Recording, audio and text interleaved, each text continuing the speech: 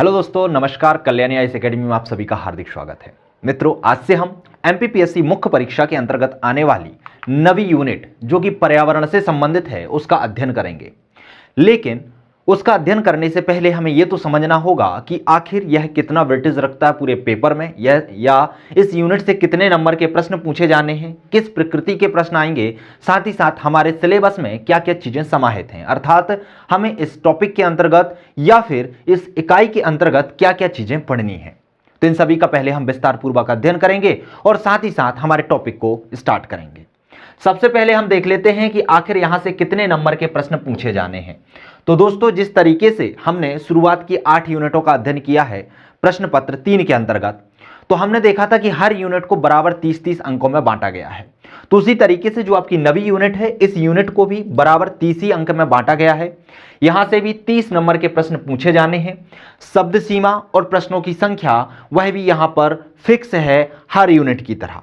यहां पर जैसे कि 3 प्रश्न 3 नंबर के पूछे जाएंगे, 2 प्रश्न 5 नंबर के पूछे जाएंगे और 1 प्रश्न 11 नंबर का पूछा जाएगा। चाहे आप फिजिक्स की बात करें, चाहे केमिस्ट्री की बात करें, चाहे बायोलॉजी की बात करें, चाहे कंप्यूटर की बात करें, चाहे साइंस टेक की बात करें, चाहे मैथ की बात करें, चाहे एनर्जी की बात करें, जितनी भी आपने यूनिटें पढ़ी हैं, और चाहे आप स्वास्थ्य की बात करें, तो जितनी भी यूनिटें आपने पढ़ी हैं सभी यूनिटों से हमने देखा है कि सभी यूनिटों में 30-30 अंक के प्रश्न पूछे जाने हैं, अर्थात सभी यूनिटों का महत्व बराबर है।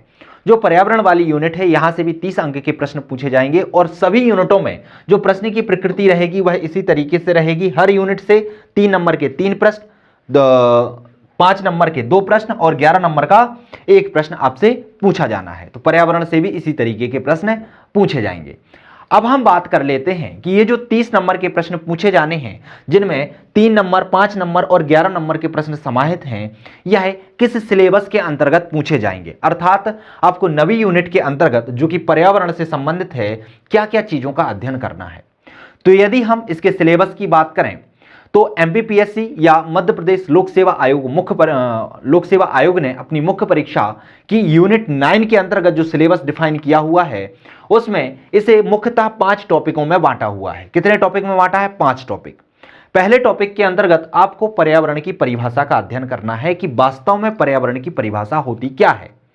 अब जब आप पर्यावरण की परिभाषा पढ़ते हैं तो परिभाषा के अंतर्गत आप देखते हैं कि पर्यावरण का संबंध वहां की निवास करने वाले या वहां पर जो भी जीव जगत है वह अपने भौतिक पर्यावरण या जैविक पर्यावरण से जो भी अंतर संबंध रखता है उसे ही क्या कहते हैं? हम पर्यावरण कहते हैं।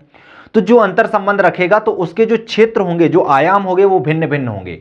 उसका भौतिक क्षेत्र से भी संबंध होगा, उसका आर्थिक क्षेत्र से भी संबंध होगा, उसका सांस्कृतिक क्षेत्र से भी संबंध होगा, उसका शैक्षणिक क्षेत्र से भी संबंध होगा, साथ ही साथ उसके अपने मनोविज्ञान या अपने आंतरिक क्षेत्र से भी क्या होगा? संबंध होगा। तो यह संबंध जिसमें वह स्वयं को और जिस क्षेत्र से वह संबंध रख रहा है उसको या उसको प्रभावित करता है या उससे प्रभावित होता है, तो वो क्या हो जाएगा? उसका आयाम या क्षेत्र हो जाएगा। तो आपके सिलेबस में परिभाषा के साथ साथ पर्यावरण के क्षेत्र और आयाम की भी बात की गई है कि जो जो आयाम उसकी परिभाषा के अंतर्गत आते हैं उन सभी आयामों का आपको अध्ययन करना है। साथ ही साथ जो परिभाषा है उसे भारतीय संदर्भ में भी समझना है, अर्थात पर्यावरण की जो अवधारणा है उसे भारतीय संदर्भ में भी समझना है। साथ ही साथ आधुनिक विश्व पर्यावरण के विषय में किस तरीके की राय रखता है उसे भी हमें इसके अंतर्गत समझना है। अर्थात जो पर्यावरण का अर्थ है और पर्यावरण की परिभाषा है उससे हमें विस्तार तरीके से उसका अध्ययन करना है कि उसकी जब हम परिभाषा करते हैं तो वास्तव में उसकी परिभाषा है क्या, भारतीय संदर्भ में पर्यावरण को किस तरीके से देखा जाता है, आधुनिक संदर्भ में पर्यावरण को किस तरीके से देखा जाता है, साथ ही साथ इसके जो विभिन्न क्षेत्र हैं जिनमें पर्यावरण के अंतर्गत रहने वाला जीव जंतु वनस्पति जो भी है वह अपने अलग अलग क्षेत्र या अलग अलग आयाम से किस तरीके से अंतर संबंध रखता है उसका भी आपको अध्ययन करना है। दूसरे टॉपिक के अंतर्गत मानव गतिविधियों का पर्यावरण पर क्या प्रभाव पड़ रहा है उसका हमें अध्ययन करना है कि मानव जिस तरीके से गतिविधियां कर रहा है उससे पर्यावरण को कितना नुकसान पहुंचा रहा है, कितना फायदा पहुंचा रहा है, अर्थात उनसे पर्यावरण को क्या क्या प्रभाव पड़ रहा है, तो इसका आपको अध्ययन करना है। साथ ही साथ सेकंड टॉपिक के अंतर्गत ही आपको पर्यावरण से संबंधित नैतिकता और नैतिक जो मूल्य होते हैं उनका अध्ययन करना है। नैतिकता और मूल्य की बात करें तो इन्हें हमने एथिक्स प्रश्न पत्र के अंतर्गत हम बहुत डिटेल में पढ़ते हैं कि नैतिकता क्या होती है, मूल्य क्या होते हैं, अर्थात व्यक्ति जो भी कार्य करता है चाहे वह सही या गलत है उसे किन मूल्यों के आधार पर निर्धारित करता है और पर्यावरण के अनुसार आखिर उसे किस तरीके से कार्य करना चाहिए, किन मूल्यों के आधार पर उसे कार्य करना चाहिए, साथ ही साथ उसकी नैतिकता या नैतिक जो शिक्षा होती है वो किस तरीके की होना चाहिए, उसका आपको अध्ययन करना है। साथ ही साथ इसी टॉपिक के अंतर्गत आपको जैव विविधता क्या होती है, जैव विविधता का निर्धारण किस तरीके से किया जाता है, कितनी जैव विविधता है, कहां पर जैव विविधता अधिक होती है, कहां पर कम होती है, जैव विविधता के ह्रास के कारण, बहुत सारी चीजें जो जैव विविधता से संबंधित होती हैं उस सभी का आपको विस्तार पूर्वक अध्ययन करना है। साथ ही साथ यहां पर एक टॉपिक नहीं लिखा गया है क्योंकि पर्यावरण टॉपिक चल रहा है, तो जो पारिस्थितिकी है उसका भी आपको इसके अंतर्गत अध्ययन करना है क्योंकि वहां से भी प्रश्न पूछ लिए जाते हैं। यदि हम पुराना सिलेबस की बात करें जो कि 14 से 19 तक चल रहा था, उस सिलेबस में भी पर्यावरण से जो टॉपिक डिसाइड किए गए थे उन टॉपिक के अलावा जो पारिस्थितिकी वाला टॉपिक था वहां से विगत वर्षों में लगातार प्रश्न पूछे गए हैं, इसलिए पारिस्थितिकी को हम छोड़ेंगे नहीं, उसको भी हम समाहित करके इसी टॉपिक के अंतर्गत पढ़ने का प्रयास करेंगे। इसके साथ ही आपको पर्यावरण प्रदूषण क्या होता है, पर्यावरण का जो प्रदूषण है कितने प्रकार से होता है, जिसके अंतर्गत आपको वायु प्रदूषण, जल प्रदूषण, मृदा प्रदूषण, नाभिकीय प्रदूषण, जितने भी प्रदूषण होते हैं उन सभी का विस्तार पूर्वक अध्ययन करना है कि किसके लिए कौन सी चीजें उत्तरदायी हैं और इनका प्रभाव किस तरीके से मानव पर और प्रकृति पर पड़ता है।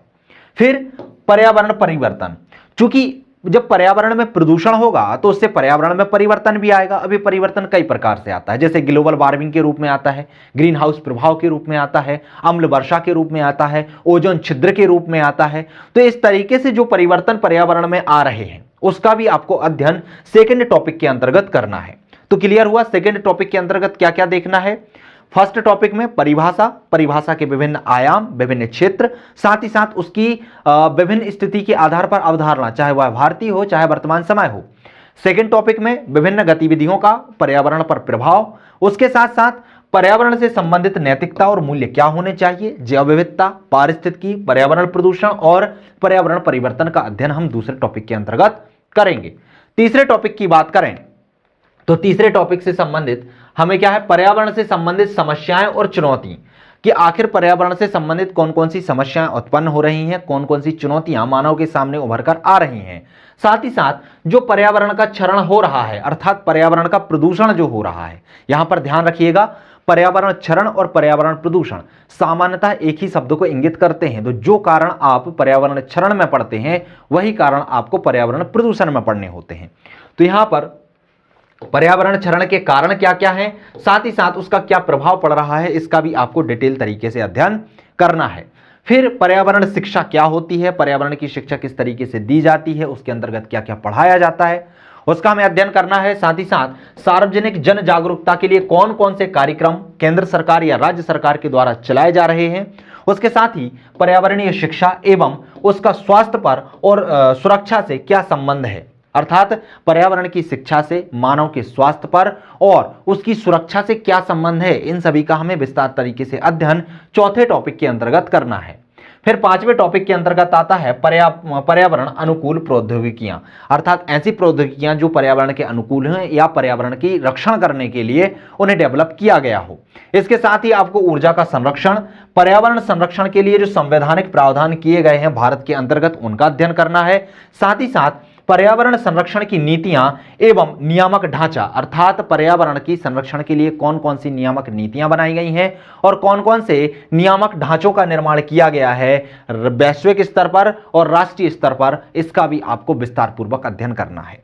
तो ये आपका सिलेबस दिया हुआ है। इस संपूर्ण सिलेबस से आपको बहुत सारी परिभाषाएं पढ़ने को मिलेंगी, बहुत सारे डेटा यहां से पढ़ने को मिलेंगे।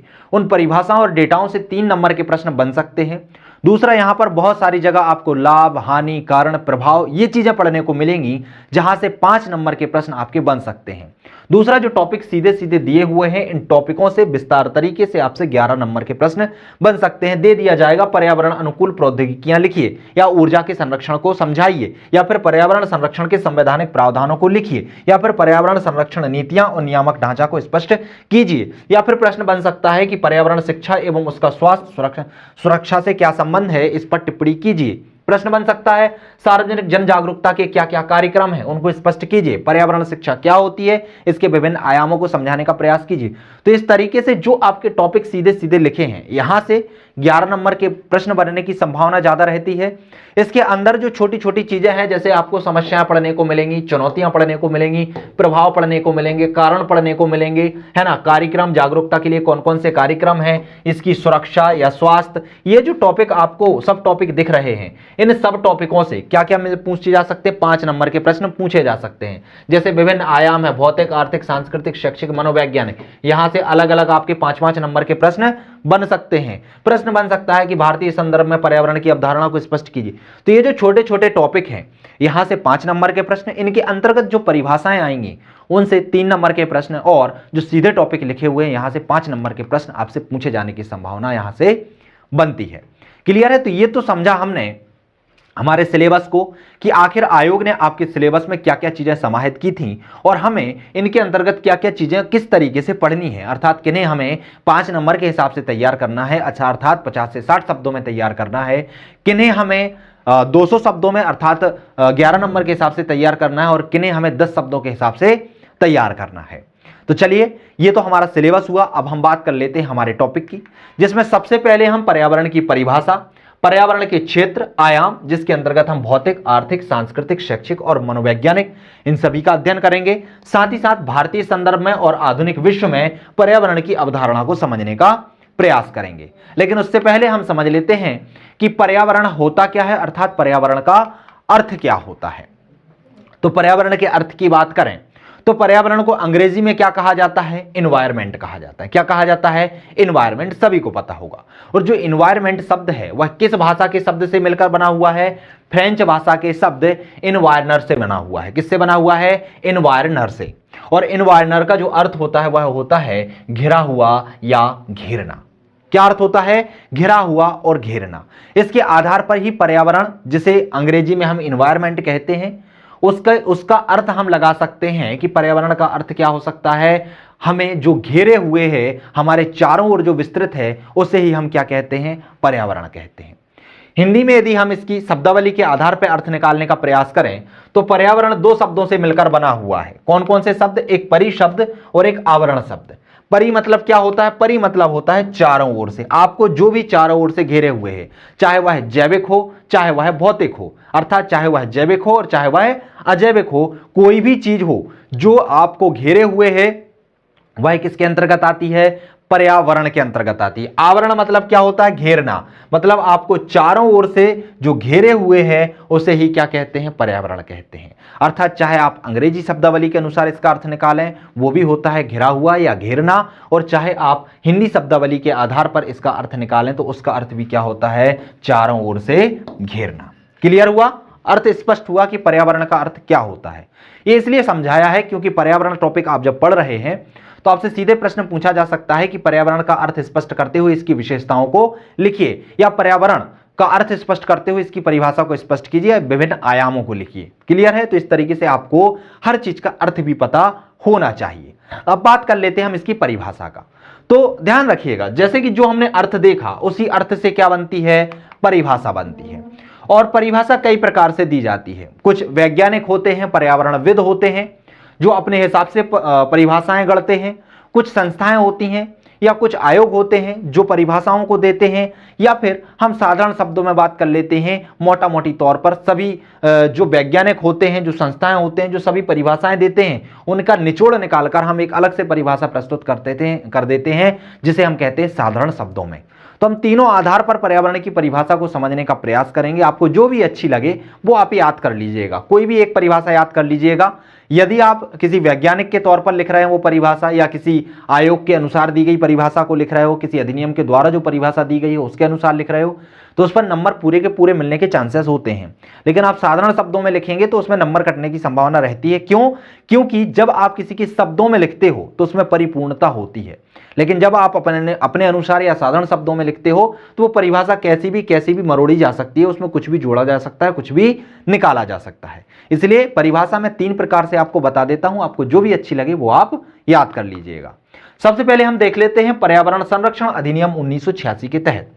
पर्यावरण संरक्षण अधिनियम 1986 में लाया गया था और इसके तहत पर्यावरण की परिभाषा को स्पष्ट किया गया है, जिसमें लिखा गया था कि पर्यावरण किसी जीव के चारों ओर, किसके, कोई भी जीव है उसके चारों ओर चारों तरफ से घिरे भौतिक और जैविक, ध्यान रखिएगा भौतिक को हम क्या बोलते हैं, अजैविक भी बोलते हैं। क्या बोलते हैं, अजैविक। तो भौतिक और जैविक दशाओं एवं उनके अंतःक्रिया के सम्मिलित रूप को कहते हैं। अर्थात पर्यावरण क्या कहलाता है, कोई भी जीव जिसके चारों ओर जो उसे घेरे हुए हैं। अब उस घेरे हुए में कौन कौन सी चीजें आ सकती हैं, भौतिक चीजें भी आ सकती हैं, जैविक चीजें भी आ सकती हैं। अर्थात वे सभी दशाएं आ सकती हैं जो उस मानव के साथ अंतःक्रिया करती हैं। अंतःक्रिया समझने का प्रयास कीजिए। अंतःक्रिया क्या कहलाता है, अर्थात वह उसको प्रभावित करे और वह जीव उन चीजों को प्रभावित करे। अर्थात इसे हम अंतर संबंध भी बोल सकते हैं कि कोई भी जीव मतलब उसके चारों ओर जो भी आवरण है जो उसे घेरे हुए है वह उसे प्रभावित करे और वो जीव उस पर्यावरण को या जो उस चीजें उसे घेरे हुए हैं उसको प्रभावित करे। वो समस्त चीजें क्या कहलाती हैं, पर्यावरण कहलाती हैं, पर्यावरण कहलाती हैं। क्लियर हुआ। तो ये परिभाषा किसने गढ़ी थी, ये गढ़ी थी पर्यावरण संरक्षण अधिनियम 1986 ने। एजी टेंसले के अनुसार देख लेते हैं। एजी टेंसले कहते हैं कि प्रभावकारी दशाओं का वह संपूर्ण योग जिसमें सभी प्रकार के जीव निवास करते हैं पर्यावरण कहलाते हैं। अर्थात प्रभावकारी दशाओं को वह संपूर्ण योग, ऐसी प्रभावकारी दशाएं जो जहां उसके अंतर्गत जो भी चीज निवास कर रही है उन चीजों को प्रभावित करे, वो उनको प्रभावित करे। तो ऐसी क्या होंगी, प्रभावकारी दशाएं होंगी जो उसके अनुकूल होंगी, जो उसे विकास के लिए जो भी आवश्यक चीजें हैं वह सब मुहैया कराएंगी। तो ऐसी प्रभावकारी दशाओं का संपूर्ण योग जिसमें सभी प्रकार के जीव, ध्यान रखिएगा सभी प्रकार के जीव निवास करें, वह पर्यावरण कहलाता है। अब बात कर लेते हैं हम साधारण शब्दों में। साधारण शब्द क्या कहते हैं कि पर्यावरण वास्तव में मौलिक और जैविक तत्वों के पारस्परिक कार्रवाइयों के संबंध को कहते हैं। ध्यान रखिएगा क्या क्या है इसमें, दो तत्व हैं, एक मौलिक तत्व है और एक जैविक तत्व है। मौलिक तत्व को हम भौतिक तत्व भी कहते हैं, अजैविक तत्व भी कहते हैं। क्लियर हुआ। तो इसमें मौलिक तत्व और जैविक तत्वों के पारस्परिक कार्रवाइयों के संबंध जिसमें वह एक दूसरे को प्रभावित करते हैं, एक दूसरे का उपयोग करते हैं, उन सभी के संबंध को क्या कहा जाता है, पर्यावरण कहा जाता है। अब यदि आपसे पर्यावरण के तत्व पूछ लिए जाएं या फिर यहां पर आपको दो चीजें बताई थी मैंने कि मौलिक और जैविक तत्व, तो कितने हो गए तत्व इसके, दो हो गए। अब बात यह आती है कि मौलिक तत्वों के अंतर्गत किन किन चीजों को समाहित किया जाता है और जैविक तत्वों के अंतर्गत किन किन चीजों को समाहित किया जाता है। तो यदि आपसे पर्यावरण के तत्व पूछ लिए जाएं तो पर्यावरण के मुख्यतः दो तत्व होते हैं, एक होते हैं मौलिक तत्व और एक होते हैं जैविक तत्व। मौलिक तत्व को ही क्या कहा जाता है, भौतिक तत्व कहा जाता है। क्या कहा जाता है, भौतिक तत्व, या इसे ही क्या कहा जाता है, अजैविक तत्व। तो ये आपको ध्यान रखना है, कहीं कहीं पर आपको ये चीजें लिखी आ जाएंगी तो आपको समझ लेना है, ठीक है। तो पर्यावरण के दो तत्व होते हैं, एक मौलिक तत्व और एक जैविक तत्व। मौलिक तत्व को ही भौतिक तत्व और अजैविक तत्व कहा जाता है। बात करें मौलिक तत्व की, इसके अंतर्गत कौन कौन सी चीजें समाहित होती हैं, तो मौलिक या भौतिक अर्थात ऐसी चीजें जो निर्जीव अवस्था में होती हैं। इसके अंतर्गत स्थान, भू आकृतियां, अर्थात मोटे मोटे तौर पर हम देखें तो स्थलमंडल, जलमंडल और वायुमंडल के अंतर्गत जितनी भी चीजें आती हैं वो सभी किसके अंतर्गत आ जाएंगी, मौलिक तत्व के अंतर्गत। जैसे स्थान आ जाता है, भू स्थलाकृतियां आ जाती हैं जिसके अंतर्गत पर्वत, पठार, मैदान, नदियां, झीलें, हिमनद ये सभी समाहित हो जाती हैं। जलाशय आ जाते हैं जिसके अंतर्गत महासागर, सागर, खाड़ियां, झीलें ये चीजें समाहित हो जाती हैं। जलवायु आ जाती है जिसके अंतर्गत जो वायुमंडल है आपका, जो आपको घेरे हुए है, मौसम है, जो मौसम परिवर्तन हो रहा है, जो ऋतुएं हैं वो सभी इसके अंतर्गत आ जाती हैं। जल अपवाह अर्थात जो नदियां होती हैं, नदियों का जो प्रवाह हो रहा होता है वो इसके अंतर्गत आ जाता है। साथ ही साथ जो सेल हैं जो आपकी पृथ्वी का निर्माण करती हैं, तीन प्रकार की सेल हमने पढ़ी हैं, आग्नेय, अवसादी और रूपांतरित। सेल है जो मृदा है, जो पर्पटी की ऊपरी परत होती है, और जो खनिज है जो मृदा के अंदर या फिर शैलों के अंदर समाहित होते हैं, वह सभी मौलिक तत्वों के अंतर्गत समाहित किए जाते हैं। मोटे तौर पर बात करें तो पृथ्वी के अंतर्गत आने वाले स्थलमंडल, जलमंडल और वायुमंडल के अंतर्गत जितनी भी निर्जीव तत्व हैं वह किसके अंतर्गत आते हैं, मौलिक, भौतिक या अजैविक तत्वों के अंतर्गत आते हैं। उसमें हम स्थान, भू आकृतियां, जलाशय, जलवायु, जल अपवाह, सेल, मृदा, खनिज इन सभी समस्त तत्वों को समाहित कर सकते हैं। अब यदि ये डिटेल में लिखने आ जाए तो आप डिटेल में लिख सकते हैं। क्लियर है। अब बात कर लेते हैं हम जैविक तत्वों को कि जैविक तत्वों के अंतर्गत कौन कौन सी चीजें आती हैं। तो जिनमें जीव पाया जाता है, जो जीवित अवस्था में होती हैं, वो सभी किसके अंतर्गत आती हैं, जैविक तत्व। जैसे इसके अंतर्गत मानव आ जाएगा, मानव में भी जीव पाया जाता है। पशु और पक्षी आ जाएंगे, वनस्पतियां आ जाएंगी, वनस्पतियां में पेड़ पौधे, झाड़ियां, ये सभी चीजें आ जाएंगी, घास फूस। क्यों, क्योंकि इनमें भी जीव पाया जाता है। स्वपोषित और परपोषित आ जाएंगे। स्वपोषित जिन्हें किसी और की आवश्यकता नहीं होती अपनी जैविक जिंदगी चलाने के लिए या अपनी दुनिया चलाने के लिए, वह भोजन पर किसी और पर डिपेंड नहीं करती, वह भोजन अपने अनुसार बना लेते हैं। जैसे कि जो कि वनस्पतियां होती हैं वह कैसी होती हैं, स्वपोषित होती हैं, वह स्वयं से पोषण ग्रहण कर लेती हैं प्रकाश संश्लेषण की क्रिया के द्वारा। दूसरे क्या होते हैं, परपोषित होते हैं। परपोषित जो अपने भोजन ग्रहण करने के लिए किसी दूसरे पर निर्भर करते हैं, अर्थात दूसरे के द्वारा बनाई गई ऊर्जा का भक्षण करके अपनी जिंदगी को चलाते हैं।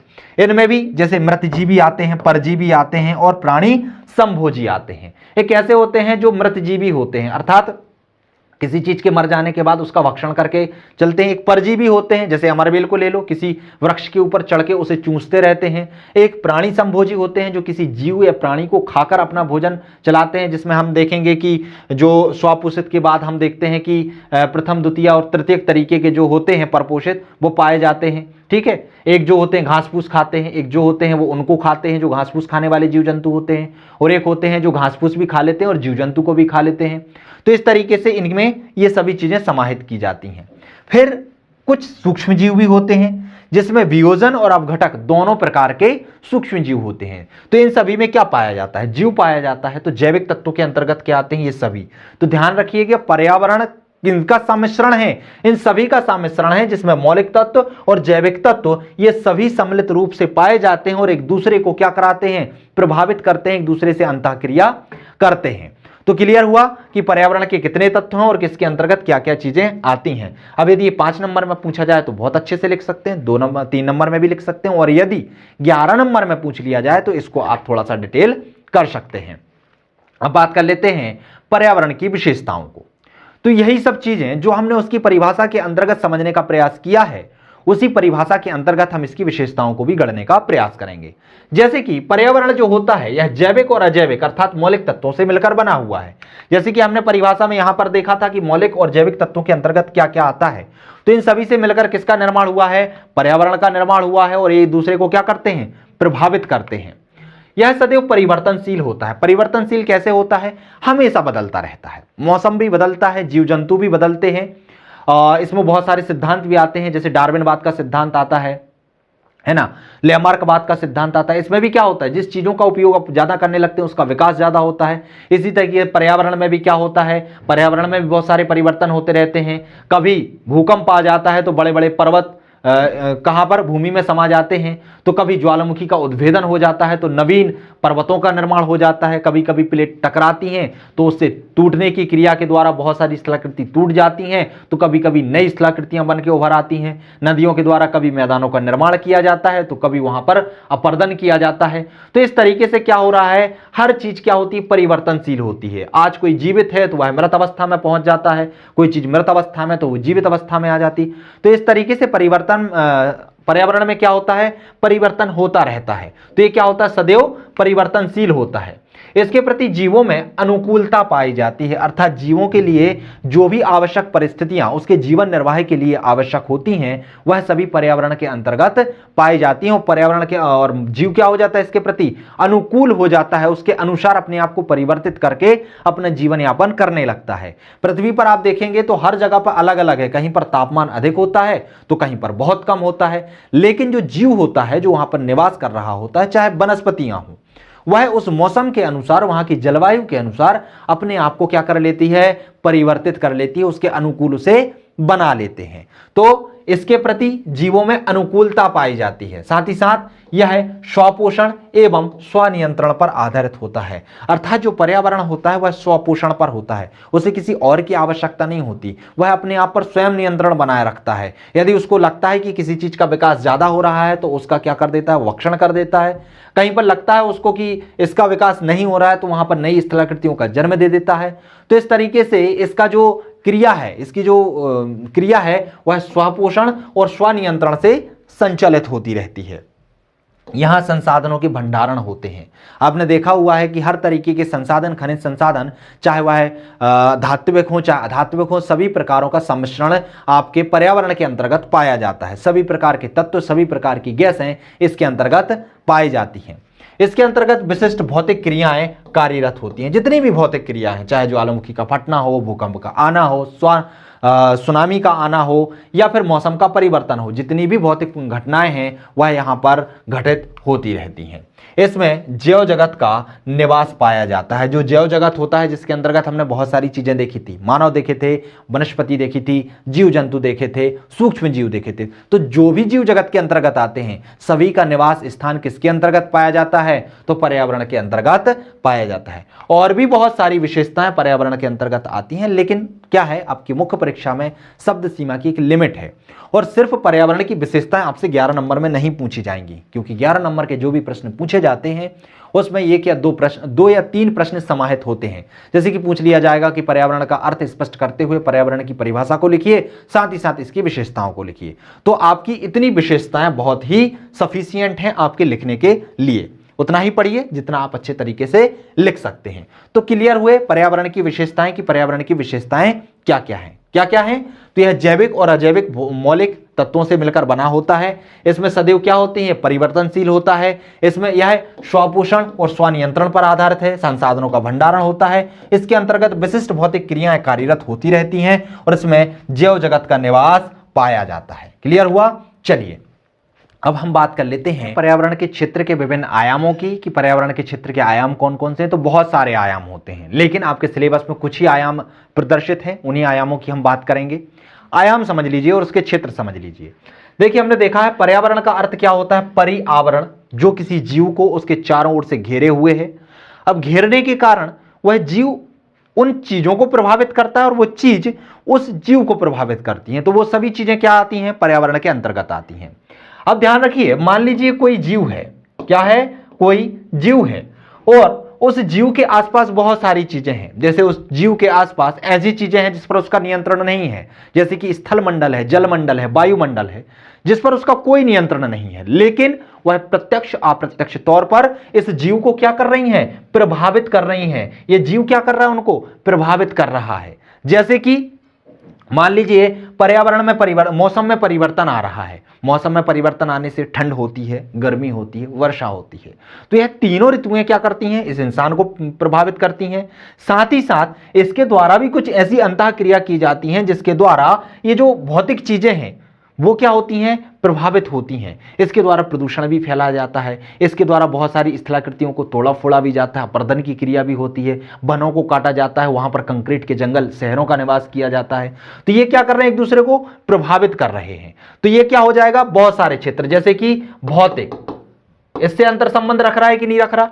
उसी तरीके से सांस्कृतिक, क्या? सांस्कृतिक, अर्थात उसके आसपास की कैसी संस्कृति है, उसके आसपास कैसे रीति रिवाज हैं, वह उन रीति रिवाजों से किस तरीके से प्रभावित हो रहा है, उसकी मनोदशा किस तरीके से डेवलप हो रही है। साथ ही साथ वह अपने अनुसार उस संस्कृति के अनुसार चल रहा है कि नहीं, उसे परिवर्तित करने का प्रयास कर रहा है कि नहीं कर रहा, अर्थात उसको भी वह प्रभावित करने का प्रयास करेगा। तो यह उसका सांस्कृतिक क्षेत्र हो जाएगा। इसी तरीके से शिक्षा, वह जब शिक्षा प्राप्त करने जाता है तो बहुत सारे क्षेत्रों से जुड़ता है। विद्यालय से जुड़ता, पहले स्कूल से जुड़ेगा, विद्यालय से जुड़ेगा, फिर महाविद्यालय से जुड़ेगा, फिर विश्वविद्यालय से जुड़ेगा। इस तरीके से बहुत सारे छात्र भी आएंगे, छात्रों के साथ भी अंतर संबंध होगा। तो वह एक दूसरे के साथ इस तरीके से अंतर संबंध बनाए कि वह स्वयं भी प्रभावित हो, स्वयं का भी विकास करे, साथ ही साथ उन माहौल का भी विकास करे, माहौल को भी प्रभावित करे। तो वह क्या हो जाएगा? उसका क्षेत्र, वह क्षेत्र हो जाएगा आपका कौन सा? शैक्षिक क्षेत्र हो जाएगा। कौन सा क्षेत्र हो जाएगा? शैक्षिक। जब संस्कृति को करे तो सांस्कृतिक क्षेत्र हो जाएगा, भौतिक को करे तो भौतिक क्षेत्र हो जाएगा। जब वह अपने अंतर संबंध, अंतर्मन, अर्थात अपने अंदर क्या चल रहा है उनसे प्रभावित हो और उनको प्रभावित करने का प्रयास करे, तो वह पर्यावरण कैसा हो जाएगा? वह आंतरिक या मनोवैज्ञानिक पर्यावरण हो जाएगा। तो इस तरीके से जो मानव के या जीव के आसपास है, चाहे वह बाहर हो चाहे वह उसके अंदर हो, वह जिस तरीके से उसे प्रभावित करता है और उनके द्वारा प्रभावित होता है, तो वह सभी चीजें उसके क्षेत्र और आयाम के अंतर्गत आ जाती हैं। क्लियर हुआ? तो इन्हीं क्षेत्रों को, इन्हीं चीजों को हमें इसके अंतर्गत पढ़ना है और इसके अंतर्गत इसके आयाम और क्षेत्र का डिवीजन होता है या वर्गीकरण होता है। तो पहले होता है भौतिक पर्यावरण। पहला क्या होता है? भौतिक पर्यावरण। भौतिक पर्यावरण क्या कहलाता है? तो वे सभी प्राकृतिक शक्तियां, कैसी शक्तियां? प्राकृतिक शक्तियां या वस्तुएं जो मानव के नियंत्रण से परे हों, अर्थात जिस पर मानव का कोई भी नियंत्रण ना हो। पर्वतों का निर्माण हो रहा है, प्रकृति के अनुसार होगा, मानव चाहे कि उसका निर्माण रोक दे नहीं रोक सकता। नदियों का उद्भव हो रहा है, नदियां प्रवाहित हो रही हैं, होंगी, जहां से उनको निकलना वहां से निकलेंगी। मानव सोचे इनको रोक दें, नहीं रोक सकता। मौसम में परिवर्तन होना है, होगा। वर्षा जब होनी है, होगी। मानव सोचे इसको रोक दें, नहीं रोक सकता। अर्थात ये शक्तियां, ये वस्तुएं ऐसी हैं जिस पर मानव का नियंत्रण नहीं है, मानव के नियंत्रण से परे हैं। लेकिन ये सभी चीजें, चाहे या शक्तियां हों या वस्तुएं हों, यह मानव को भी प्रभावित करती हैं और मानव इनको भी प्रभावित करता है। तो ये सभी किसके अंतर्गत आ जाती हैं? भौतिक पर्यावरण के अंतर्गत आ जाती हैं। और पर्यावरण के अंतर्गत हमने परिभाषा का अध्ययन किया ही है कि पर्यावरण के अंतर्गत परिआवरण आता है, जो उसे चारों ओर से घेरे हुए है और जो उसके साथ अंतःक्रिया, अंतर संबंध बनाता है, अर्थात मानव उसे प्रभावित करे और वो मानव को प्रभावित करे। तो यदि कुछ ऐसी चीजें या वस्तुएं हैं जिन पर मानव का नियंत्रण नहीं है, भौतिक चीजें हैं, तो वह जिस पर्यावरण का निर्माण करेंगी उस पर्यावरण को क्या कहेंगे? हम भौतिक पर्यावरण कहेंगे। इसके अंतर्गत इसे बहुत सारी श्रेणियों में बांटा गया है, जैसे कि स्थल मंडल, जलमंडल और वायुमंडल। तो यह अलग अलग पर्यावरण में डिवाइड हो जाता है। जो स्थल मंडल से संबंधित होगा वो स्थलमंडलीय पर्यावरण होगा, जो जलमंडल से होगा वो जलमंडलीय पर्यावरण होगा, और जो वायुमंडल से संबंधित होगा वह वायुमंडलीय पर्यावरण होगा। बात कर लेते हैं आर्थिक पर्यावरण। तो ऐसा पर्यावरण या ऐसा माहौल जो मानव के आर्थिक दृष्टिकोण से उसे प्रभावित करे, चारों ओर से घेरे हुए है, मानव अपनी आर्थिक क्रियाकलापों को संचालित करने के लिए उस पर निर्भर है और उनके द्वारा प्रभावित भी होता है और उनको प्रभावित भी करता है। तो ऐसी समग्र चीजें आर्थिक पर्यावरण के अंतर्गत आती हैं। मानव के निकटवर्ती वे परिस्थितियां जो सामाजिक, सांस्कृतिक, प्राकृतिक, राजनीतिक, अंतरराष्ट्रीय दशाओं और प्रौद्योगिकी एवं तकनीकी दशाओं के रूप में व्यक्ति की आर्थिक क्रियाओं को प्रभावित करती है। तो ध्यान रखिए, चाहे समाज हो वह भी आर्थिक तौर पर मानव को प्रभावित करता है और मानव के द्वारा आर्थिक तौर पर खुद भी प्रभावित होता है। उसी तरीके से वहां की संस्कृति, वहां का प्राकृतिक वातावरण, वहां की राजनीति, वहां की अंतरराष्ट्रीय दशाएं, साथ ही साथ वहां की प्रौद्योगिकी और तकनीकी उस इंसान को, उस जीव को भी प्रभावित करेगी। साथ ही साथ उस जीव के द्वारा उन चीजों को भी प्रभावित किया जाएगा। इसे ही क्या कहा जाता है? आर्थिक पर्यावरण। अर्थात जिसका संबंध आर्थिक से हो वह आर्थिक पर्यावरण के अंतर्गत आएगा। एक ऐसी होती है गत्यात्मक प्रक्रिया होती है। ध्यान रखिएगा, पर्यावरण के अंतर्गत कितनी भी चीजें हों वो कैसी होती हैं? गत्यात्मक होती हैं, परिवर्तनशील होती हैं, जो वाणिज्य व्यापार का पर अपना प्रभाव डालती रहती हैं। फिर आता है सांस्कृतिक पर्यावरण। सांस्कृतिक अर्थात उसकी संस्कृति से अंतर संबंध। तात्पर्य मनुष्य द्वारा निर्मित या प्रभावित उन सभी विश्वास, विचारों और नियमों, भौतिक और वस्तुओं की संपूर्णता से है जो उसके जीवन के चारों ओर से प्रभावित करता है। अर्थात मानव जहां पर निवास कर रहा है उसके आसपास कुछ विचार होंगे जो उत्पन्न हो रहे होंगे, उसके मन में होंगे, उसके जैसे विचार वाले और भी लोग होंगे। अब इससे क्या होता है? मान लीजिए हिंदू संस्कृति है, इस्लामिक संस्कृति है, ईसाई संस्कृति है। इसमें क्या होता है? एक समान विश्वास, समान धारणा, समान विचार, समान नियम वाले लोग आपस में एक साथ रहते हैं, एक दूसरे से अपने विचारों का साझा करते हैं और उससे ही एक संस्कृति का निर्माण होता है। वह संस्कृति उस व्यक्ति को भी प्रभावित करती है, साथ ही साथ वह व्यक्ति उनको भी प्रभावित करता है। तो इससे जिस पर्यावरण का निर्माण होता है उसे सांस्कृतिक पर्यावरण कहा जाता है।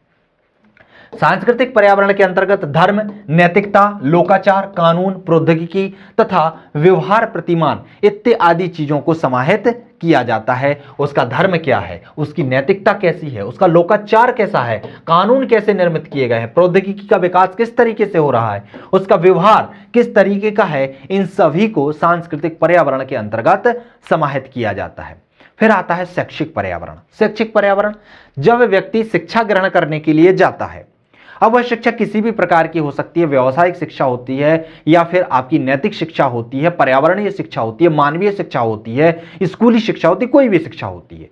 जब वह उस शिक्षा को ग्रहण करने के लिए जा रहा होता है तो उसके लिए एक संस्था में जाना होता है जहां पर उसे कुछ शिक्षक द्वारा शिक्षा प्रदान की जाती है। जैसे यहां पर देख लीजिए, अब ये माहौल तकनीकी के द्वारा बदल गया है कि हम यहां पर रिकॉर्ड करके आपको वीडियो उपलब्ध करा रहे हैं। तो ये भी क्या है? एक शिक्षा ही है, क्योंकि मेरे द्वारा जो चीजों को समझकर जो नॉलेज ग्रहण किया गया है उसे मैं आपको समझाने का प्रयास कर रहा हूं, ताकि आपको बहुत मोटी मोटी किताबें ना पढ़नी पड़े, इस सिलेबस के लिए चीजों को ढूंढना ना पड़े। वह काम किसने कर दिया? एक शिक्षक ने कर दिया। और वो शिक्षक जब आपको चीजों को उपलब्ध कराएगा तो वो क्या कर रहा है? आपको प्रभावित कर रहा है अपने प्रति आकर्षण के लिए। उससे अब मुझे क्या फायदा होगा, मैं भी प्रभावित होऊंगा, क्योंकि जितने ज्यादा बच्चे मुझसे जुड़ेंगे वो मुझे प्रभावित करेंगे और अच्छी वीडियो बनाने के लिए और अच्छा पढ़ाने के लिए। तो इससे क्या होगा, एक दूसरे से क्या होता है, अंतर संबंध होता है, एक दूसरे का सहयोग होता है, एक दूसरे से अंतः क्रियाएं होती हैं, एक दूसरे लोग क्या करते हैं, प्रभावित करते हैं। तो इसी तरीके से जो शिक्षा के क्षेत्र में एक पर्यावरण का माहौल तैयार हो जाता है, जो एक स्कूल में, एक विद्यालय में, एक महाविद्यालय में, एक विश्वविद्यालय में निर्मित होता है, जो वहां उपस्थित होने वाले छात्र और वहां के शिक्षकों के द्वारा निर्मित होता है, और वह एक दूसरे को जिस तरीके से प्रभावित करते हैं, उसी पर्यावरण को शैक्षिक पर्यावरण कहा जाता है। शिक्षा से संबंधित उपकरणों का समूह, जिसमें विद्यालय, महाविद्यालय, पुस्तक, शिक्षक, छात्र इत्यादि आते हैं, वह सभी किसके अंतर्गत आ जाते हैं, शैक्षिक पर्यावरण के अंतर्गत सम्मिलित किए जाते हैं। इसमें वांछित और अवांछित व्यवहार प्राप्त करने वाले भौतिक और मनोवैज्ञानिक उपकरणों का एहसास कराया जाता है कि कौन सी चीजें हैं जो आपको क्या कर रही हैं, प्रभावित कर रही हैं, चाहे वह मनोवैज्ञानिक हो चाहे भौतिक हो। तो किसके अंतर्गत इसको समाहित किया जाता है, शैक्षिक पर्यावरण के अंतर्गत। इसमें पर्यावरणीय शिक्षा भी सम्मिलित होती है। ध्यान रखिएगा, पर्यावरणीय शिक्षा क्या होती है, तो पर्यावरण के जितने भी घटक होते हैं, जितने भी आयाम होते हैं, उनका सही तरीके से ज्ञान होना, साथ ही साथ मानव का पर्यावरण से अंतर संबंध किस तरीके से है, पर्यावरण मानव को और मानव पर्यावरण को किस तरीके से प्रभावित करता है, इन सभी का सही तरीके से ज्ञान उपलब्ध कराना ही क्या कहलाता है, पर्यावरणीय शिक्षा कहलाता है। क्लियर है? यदि 3 नंबर में पूछ लिया जाए तो इस तरीके से इसकी परिभाषा को आप डेवलप कर सकते हैं। अब आता है मनोवैज्ञानिक पर्यावरण। अब देख लिया हमने कि कुछ ऐसी चीजें थी जो बाहरी वातावरण में उपलब्ध थी, चाहे भौतिक हो, चाहे व्यावसायिक हो, चाहे शैक्षिक हो, वो क्या कर रही थी, बाहरी तौर पर मानव को प्रभावित कर रही थी। लेकिन मानव या जीव उसके आंतरिक चीजों से भी क्या करता है, संबंध रखता है। उसमें सोचने विचारने की क्षमता अलग होती है, उसमें नए नए विचार आते हैं जिसके अनुसार वह कार्य करता है, उन विचारों से खुद प्रभावित होता है, लेकिन खुद के क्रियाकलापों के द्वारा उन विचारों को भी प्रभावित करता है। तो वह अपनी अंतः क्रियाओं के द्वारा जिस तरीके से प्रभावित होता है और उन्हें प्रभावित करता है और एक पर्यावरण को निर्मित कर लेता है, उसी पर्यावरण को मनोवैज्ञानिक पर्यावरण कहा जाता है। इसका संबंध व्यक्ति के आंतरिक भाग से है, जो उसकी आशाओं, अनुभवों एवं विश्वासों से सृजित होता है। जो वो आशाएं लगा के रखता है, जो वह अनुभव प्राप्त करता है कार्य करके, जो उसके अंतर्गत विश्वास बन रहे होते हैं, उनसे निर्मित जो पर्यावरण होता है उसे ही क्या कहते हैं, हम मनोवैज्ञानिक पर्यावरण कहते हैं। इसके अंतर्गत वे सभी चीजें शामिल होती हैं जिसके प्रति या जिसके विरुद्ध व्यक्ति सोचता है, इच्छा प्रकट करता है या मनोवैज्ञानिक गति प्रदर्शित करता है। कोई भी चीज हो जिसके प्रति सोच रहा हो या जिसके विरुद्ध सोच रहा हो, वो सभी चीजें सम्मिलित हो जाएंगी जिसके प्रति वह इच्छा प्रकट कर रहा हो या मनोवैज्ञानिक गति प्रदर्शित कर रहा हो। क्लियर हुआ? तो इस तरीके से क्या थे, इसके विभिन्न आयाम थे। अब हम बात कर लेते हैं पर्यावरण की। और भी 2 टॉपिक आपके समाहित थे कि भारतीय संदर्भ में पर्यावरण की क्या अवधारणा है और आधुनिक संदर्भ में पर्यावरण की क्या अवधारणा है। तो ध्यान रखिएगा, ये जो अवधारणाएं हैं ये अभी से निर्मित नहीं हुई हैं। वहां के माहौल, वहां की संस्कृति, वहां की भौतिक अवस्था से इन चीजों का निर्माण हुआ है। इन्हें समझने के लिए हमें इतिहास को झांकना होगा, इतिहास को खंगालना होगा। जब आप इतिहास का अध्ययन करते हैं तो आपने देखा होगा कि जो आपके वैदिक धर्म ग्रंथ हैं उनमें भी शिक्षा में पर्यावरण को अधिक महत्व दिया गया है। अर्थात मानव जब आदि मानव था और धीरे धीरे उसने विकास करना प्रारंभ किया, चाहे आप सिंधु घाटी सभ्यता में चले जाएं, चाहे आप वैदिक सभ्यता में चले जाएं, तो शुरुआती तौर पर ही आप देखेंगे कि मानव प्रकृति से किस तरीके से अंतर संबंध था। मानव अपने भोजन के लिए किस पर निर्भर होता था, प्रकृति पर निर्भर होता था। जब उसने सोचना, विचारना, थोड़ा सा कुछ खाना पीना, चलना चालू किया, उस समय भी वह प्रकृति से ही संबंध था। उसने अपने निवास स्थान कहां पर बनाए, नदियों के आसपास बनाए। जितनी भी आप सभ्यताओं का विकास देखेंगे, चाहे मेसोपोटामिया सभ्यता हो, चाहे चीनी सभ्यता हो, चाहे सिंधु घाटी सभ्यता हो, सभी सभ्यताओं का विकास किसी ना किसी नदी के कहां पर हुआ था, किनारे पर हुआ था। क्यों हुआ था? क्योंकि लोगों के लिए नदियों से पीने के लिए पानी उपलब्ध हो जाता था। साथ ही साथ इसके द्वारा जो मृदा का निर्माण होता था, जो बांगर और खादर होती है, वह उपजाऊ होती है, जलोढ़ मृदा होती है। तो यहां पर हम खेती करके बहुत अच्छी फसलों का भी क्या कर सकते हैं, उत्पादन कर सकते थे। तो इन फसलों का उत्पादन करके, इस पानी का उपभोग करके हमने क्या किया, पर्यावरण से अपनी आवश्यकताओं की पूर्ति की, अर्थात पर्यावरण ने हमें प्रभावित किया। तो भारतीय संदर्भ की जो सभ्यता है, चाहे हम सिंधु घाटी सभ्यता की बात करें, चाहे वैदिक सभ्यता की बात करें, या फिर हम बात करें और प्राचीन काल से पाषाणकालीन सभ्यता से, तो व्यक्ति निर्भर किस पर था? प्रकृति पर निर्भर था। और उस समय से ही मानव ने अपने ईश्वर के रूप में पूजना किसे प्रारंभ किया? सबसे पहले किसकी पूजा प्रारंभ हुई? तो सबसे पहले प्रकृति की ही पूजा प्रारंभ हुई। जो मानव था वह आकाश, वायु, अग्नि, जल, इनको ही ईश्वर का दर्जा दिया करता था, इन्हें ही ईश्वर मानता था, इन्हें ही सर्वशक्ति प्रदान करता था। वैदिक काल आते आते इन्हें ही हम लोगों ने क्या किया? अलग अलग क्षेत्र में बांट दिया। अंतरिक्ष के देवता अलग कर दिए, आकाश के देवता अलग कर दिए और पृथ्वी के देवता अलग अलग कर दिए, जो मानव की रक्षा भी करते थे और मानव के लिए उनकी आवश्यकताओं के लिए चीजें भी उपलब्ध कराते थे। तो इस प्रकार से हमने क्या किया? प्रकृति को ही ईश्वर माना। अर्थात आप प्रकृति या पर्यावरण की अवधारणा को समझ सकते हैं कि यह अवधारणा नवीन नहीं है, प्राचीन काल से ही संचालित होती आ रही है। इसमें हमने क्या किया है? पर्यावरण से बहुत सारी चीजें सीखी हैं और पर्यावरण के संरक्षण की बात भी की है। फिर धीरे धीरे जैसे ही समय व्यतीत होता गया तो हम देखते हैं कि हमारे यहां पर जितनी भी चीजें हैं वह क्या है? पर्यावरण से ही निर्मित हैं। हम खाने के लिए या फिर जलाओ के लिए लकड़ियों पर निर्भर हुआ करते थे, खाने के लिए कंदमूलों पर निर्भर हुआ करते थे, या फिर कृषि पर निर्भर हुआ करते थे। तो व्यवसाय के लिए भी हम प्रकृति पर ही निर्भर हुआ करते थे। जो कंदमूल प्राप्त होते थे उन्हें ही हम क्या करते थे? बाजार में जाकर बेचकर अपनी और अन्य आवश्यकताओं की पूर्ति करते थे। अनाज के माध्यम से हम लेन देन किया करते थे। जो पशु पक्षी हुआ करते थे उनके माध्यम से हम दूध ग्रहण किया करते थे, उनसे ही कृषि किया करते थे। तो इस तरीके से जो भारतीय संदर्भ में पर्यावरण की बात की जाए तो भारतीय संदर्भ में पर्यावरण पर हम पूर्णतः निर्भर थे और पर्यावरण की संरक्षण की बात आज से नहीं, प्राचीन समय से ही करते आ रहे थे। इसको हम निम्न पॉइंटों के माध्यम से समझने का प्रयास करते हैं। जैसे भारत में पर्यावरण प्राचीन काल से ही जीवन का हिस्सा रहा है। यहां मानव जीवन को हमेशा मूर्त और अमूर्त रूप में पृथ्वी, जल, वायु, आकाश, सूर्य, चंद्र, नदी और वृक्ष आदि के सहचरी के रूप में देखा गया है कि इनसे मानव अपना जीवन यापन कर रहा है। भारतीय दर्शन में जो शरीर की संरचना है वह भी मुख्य रूप से 5 मूल तत्वों से मिलकर बनी हुई है। वह मूल तत्व क्या क्या हैं? पृथ्वी, जल, अग्नि, वायु और आकाश। इन 5 तत्वों से मिलकर बना हुआ है। हमारे प्राचीन धर्म, हमारा दर्शन मानता है कि जो मानव शरीर का निर्माण हुआ है इन 5 तत्वों से हुआ है और मरने के बाद इन्हीं 5 तत्वों में यह शरीर हमारा क्या हो जाता है? विलीन हो जाता है। अर्थात मरने के बाद आत्मा आकाश में चली जाती है और जल, अग्नि और पृथ्वी और वायु में हमारा शरीर क्या हो जाता है? समाहित हो जाता है। तो अब हम संदर्भ में पर्यावरण की बात करें भारतीय संदर्भ में, तो इसकी रक्षा किस तरीके से की जा रही है इसको समझने का हम प्रयास कर लेते हैं कि हमने पर्यावरण संरक्षण की बात कही है तो क्या ये वर्तमान अवस्था में कही है या प्राचीन समय से ही हम इसकी अवधारणा की बात करते आ रहे हैं। जैसे कि यदि हम प्राचीन धर्म ग्रंथों की बात करें जिसमें समुद्र मंथन की बात होती है, तो समुद्र मंथन में भी जिसका उपयोग किया जाता है मंथन के लिए, तो वहां पर भी क्या होता है? पर्वत होता है जो कि प्रकृति की देन होती है। उसमें लपेटने के लिए जो रस्सी का उपयोग किया जाता है तो वह एक सांप होता है जो भी पर्यावरण का ही घोतक होता है। उसके द्वारा एक कल्प वृक्ष निकलता है और उस कल्प वृक्ष को भी संरक्षण में कौन ले लेते हैं? देवी देवता ले लेते हैं, ताकि इसका भक्षण ना किया जा सके, इसे काटा ना जा सके, इसे नुकसान ना पहुंचाया जा सके।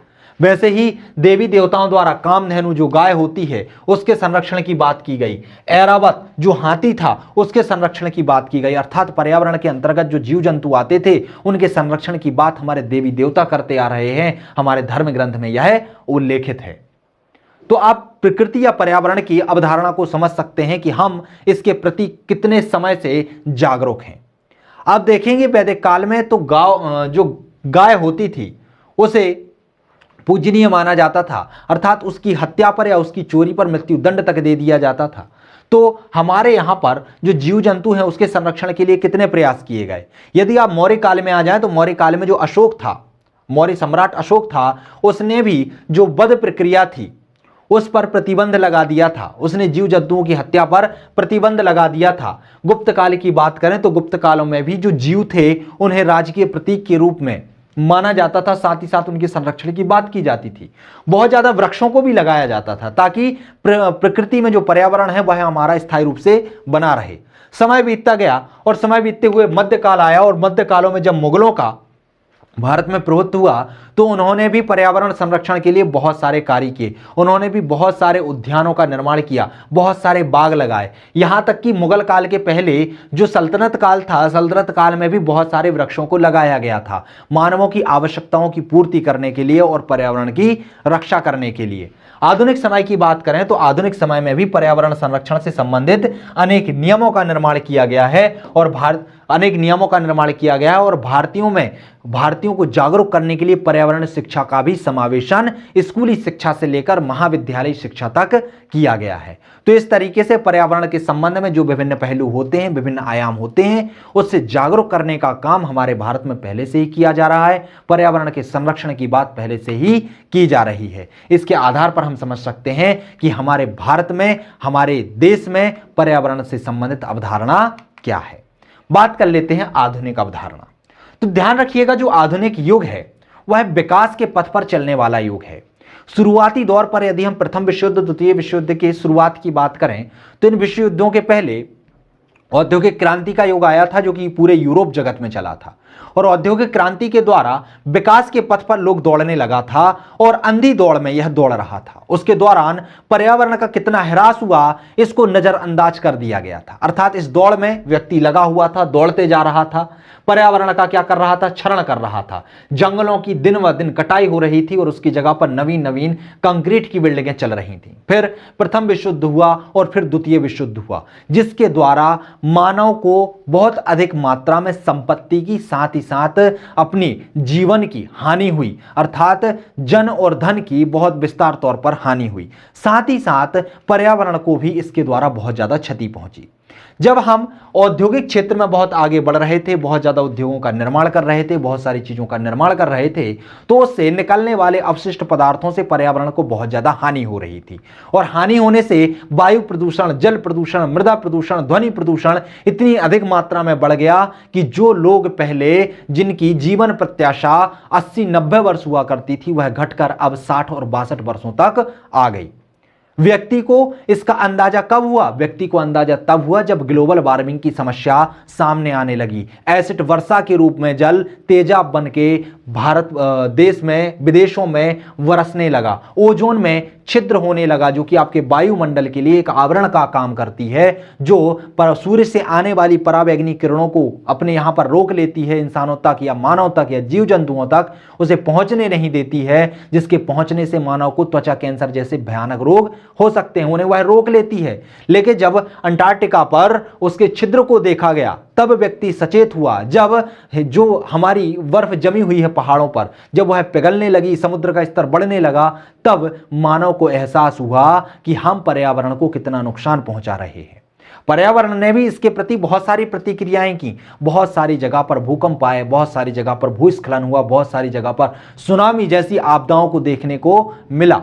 लेकिन व्यक्ति ने धीरे धीरे इन चीजों से सीखा कि हम जो विकास की अंधी दौड़ में दौड़ रहे हैं, उस दौड़ को हमें कम कर कर पर्यावरण हितैषी कार्य करना चाहिए। और फिर एक अवधारणा निकल के आई जिसे सतत विकास की अवधारणा कहा गया। जिस तरीके से हम खनन कर रहे थे, हमारे प्राकृतिक संसाधन स्रोतों का हनन कर रहे थे, जो आपके परंपरागत ऊर्जा स्रोत हैं उनका उत्खनन कर रहे थे, उससे एक तो पर्यावरण भी प्रदूषित हो रहा था, उसके साथ ही साथ इन स्रोतों के भंडारण भी कम हो रहे थे। फिर लोगों के अंदर एक अवधारणा आई जिसके अंतर्गत लोगों ने अब परंपरागत ऊर्जा की जगह वैकल्पिक ऊर्जा के स्रोतों की खोज की बात कही और कार्बन डेटिंग की भी बात की कि यदि हम विकास करेंगे तो विकास इस तरीके से करेंगे कि जो कार्बन का उत्सर्जन हो वो कम से कम हो, और इस तरीके के स्रोतों का उपयोग करेंगे कि हमारे विकास की गति भी बनी रहे और साथ ही साथ पर्यावरण को नुकसान भी ना पहुंचे। इसके लिए ग्रीन बिल्डिंग जैसी अवधारणाएं आई, ग्रीन इकोनॉमी जैसी अवधारणाएं आई और कार्बन डेटिंग जैसी अवधारणाएं अस्तित्व में आई। साथ ही साथ वैश्विक स्तर पर बहुत सारे नियम, अधिनियम भी बनाए गए जिसके आधार पर पर्यावरण संरक्षण की बात कही गई। वैश्विक स्तर पर हम साधारण से शब्दों में परिभाषा समझ लेते क्या होता है। आधुनिक युग में पर्यावरण की अवधारणा का अर्थ क्या होता है? मानव परिवेश निर्माण के समस्त अंगों के समग्रता से है। अर्थात मानव परिवेश के लिए जो निर्माण की जो समस्त अंग होते हैं, चाहे वह जल हो, वायु हो, स्थल हो, कुछ भी हो, जो उसके निर्माण के लिए सहायक की भूमिका निभाते हैं, वह क्या कहलाते हैं? पर्यावरण कहलाता है आधुनिक युग के अनुसार। अब इनमें ध्यान रखिएगा, विकास के लिए उद्योग की भी आवश्यकता है, तो पर्यावरण के अंतर्गत उनको भी समाहित किया गया है। पर्यावरण सामाजिक विज्ञान, जीव विज्ञान, पदार्थ विज्ञान, रासायनिक विज्ञान का समस्त योग है जो मानव परिवेश का निर्माण करता है। अब मानव ने इन सभी के समग्र रूप से अध्ययन किया, पर्यावरणीय शिक्षा को अपने शिक्षा के क्षेत्र में समाहित किया, लोगों को जागरूक करने का प्रयास किया, बहुत सारे नियम विनियम बनाए और उसके अनुसार अब सस्टेनेबल डेवलपमेंट की अवधारणा के साथ पर्यावरण की अवधारणा को समझते हुए विकास के पथ पर हम आगे बढ़ रहे हैं। तो इस तरीके से दोस्तों इस वीडियो के अंतर्गत हमने पर्यावरण की परिभाषा, पर्यावरण का अर्थ, पर्यावरण के विभिन्न आयाम, चाहे वह भौतिक हो, शैक्षिक हो, मनोवैज्ञानिक हो, सांस्कृतिक हो या आर्थिक हो, उनको समझने के साथ साथ भारतीय संदर्भ में और वैश्विक संदर्भ में पर्यावरण की परिभाषा को समझने का प्रयास किया। तो दोस्तों इस टॉपिक से जितनी भी चीजें आती हैं सभी आयामों को हमने कवर करने का प्रयास किया है। इससे जितने भी प्रश्न बन सकते हैं उन सभी का गहन अध्ययन करने के बाद इस टॉपिक को हमने तैयार किया है। लेकिन इस टॉपिक को हम लोगों ने एक अच्छी चीज की है कि इसे कम शब्दों में समेट दिया है। तो आप इसका अच्छे से अध्ययन कीजिएगा, लिखने की प्रैक्टिस कीजिएगा और इसके साथ ही ये जो टॉपिक है हमारा पहला वाला समाप्त होता है। अगले टॉपिक में मिलेंगे अगले टॉपिक के साथ। तब तक के लिए नमस्कार।